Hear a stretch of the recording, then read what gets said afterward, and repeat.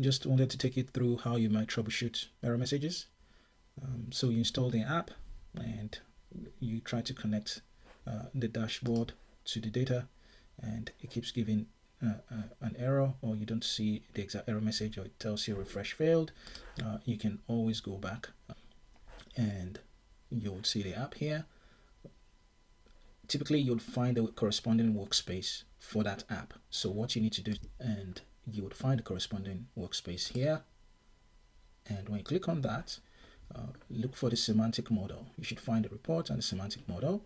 You would see the exclamation mark here, and when you click on that, it's going to give you a pop-up message, and you can click on the details and you would see the exact error that is related to the Power BI app.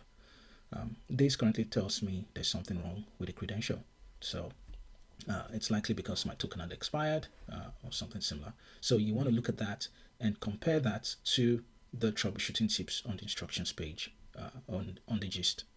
Thank you.